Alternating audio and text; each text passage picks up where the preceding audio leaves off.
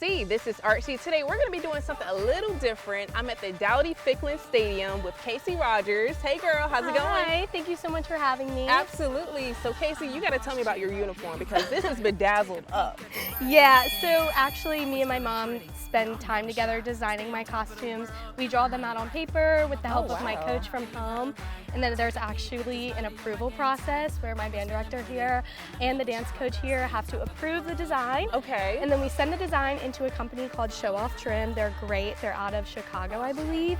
And they make this costume for me. They send it to us in the mail, and my mom and I actually put all the rhinestones on it. No way! Yes. She did a one great by job. one. Yes, Wow. it is. How long does that take? It is a long process, and it's really hard because you have to be very decisive about what kind of design. You have so much freedom to do whatever you want with it. I love freedom. So, yes.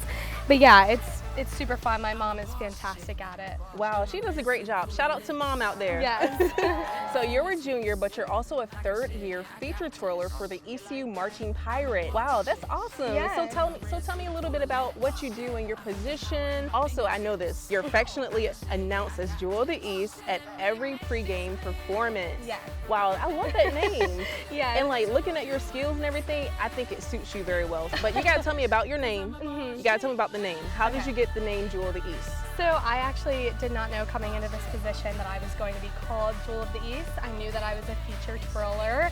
As with any other school, feature twirler just represents a solo position and a featured spot in the band. Okay. When I heard Jewel of the East, I was like, that is so clever and convenient. I mean, it is. Because Greenville is in the East, so I think that's basically where it comes from. As feature twirler here, I'm held to the same standards as any other member in the band. With this position comes a lot of responsibility. Yeah, to whom much is given, much is required. Right. Yeah. And like I was telling you earlier, we do get a class credit for band, which is a really nice perk here at ECU. I've done competitions, performances, but there's nothing like twirling on a college field. That's amazing. Yeah. But you've been baton twirling since you were 4 years old. Yeah. So tell me, how did you manage to stay disciplined all these years? Because I mean, like 16 years, that's a long time. Right.